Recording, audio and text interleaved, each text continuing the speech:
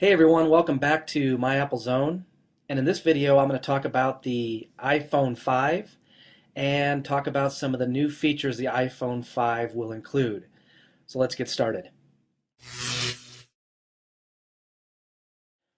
So real quickly, I just want to let everybody know that Verizon has sent out invitations to many of those in the media about a special press event that will take place this coming Tuesday, January the 11th.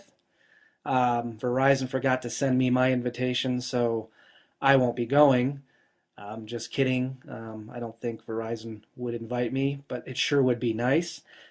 Several media sources have confirmed that this Verizon press event will be used to announce the Verizon iPhone. So all indications are looking like the Verizon iPhone will be announced this coming Tuesday, January 11th. Now, I'm not going to talk too much about that, only to say that I believe the Verizon iPhone will be a 4G/3G phone, and it's only obvious because of all the new announcements about all the 4G phones at CES. In fact, Verizon just announced the HTC Thunderbolt 4G phone with the Android operating system, and that'll be going on sale or available fairly soon. So I can't imagine that the Verizon iPhone would be just a 3G phone when it'll be competing with other 4G phones that Verizon has announced. So I don't want to talk too much about the Verizon iPhone. I will talk more about that when the announcement is made and do a complete video overview of the Verizon iPhone when that's announced. So let's get back to the iPhone 5. So I wanted to first start off and talk about the design of the iPhone 5. I think you're going to see the general design of the iPhone 5 remain consistent with the iPhone 4. However, there's a lot of speculation out there that the antenna design will change. There are some images out there of a new antenna design for the iPhone 5. Don't know if they're real or not, but apparently they've generated a lot of controversy and have prompted Apple to contact these websites and ask them to pull these images down. I'm not going to show those images because of that reason, but you can Google iPhone 5 and those images are still on the internet if you want to take a look at them. So I think you're going to see the antenna design change slightly. I think Apple will incorporate a carbon fiber back to replace the current glass back panel of the iPhone 4. I think you're going to see this for a couple reasons. One, just a nice design change, and two, to improve the strength and durability of the iPhone 5. Let's talk about the network. The iPhone 5 has got to be a 4G/3G phone for many reasons. I mean, Apple is going to be going up against a lot of competition. You have the Sprint HTC Evo 4G phone. Again, you'll have the Verizon Thunderbolt, and there is an AT&T HTC smartphone that's 4G that's going to be announced shortly as well. So I think Apple has to incorporate 4G/3G in the iPhone 5 if it's going to compete.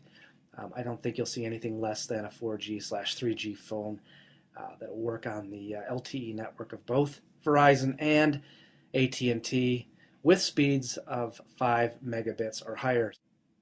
What about performance? Well, you're going to see a speed bump processor for sure.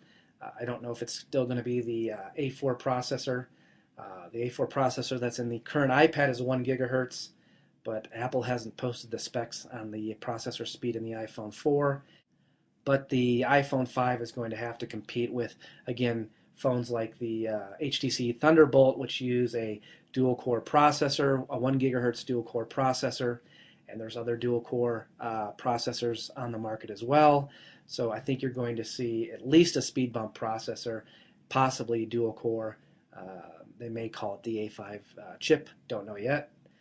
16, 32, and 64 gigabyte models for sure.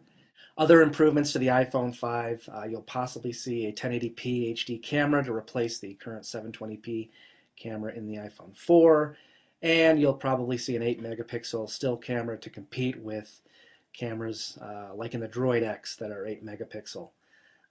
So definitely an improved camera, possibly improved HD video camera as well. Now the Android OS is really taking off, and Google has made some great improvements to the OS in the last couple of months. Apple will need to release an updated version of the iOS to keep competitive with the Android OS. So possibly iOS 5.0 will be included with the iPhone 5, but Apple's definitely going to have to make some improvements to the iOS to keep competitive with the Android operating system as well. So when is the iPhone 5 going to be announced or released? Well, Apple is currently competing with a slew of Android phones that have a slew of new features that really are putting the iPhone 4 in the back seat. So I predict that Apple's going to have to release the iPhone 5 sometime in the spring in order to be competitive and to compete with all the Android 4G phones that will be on the market by then.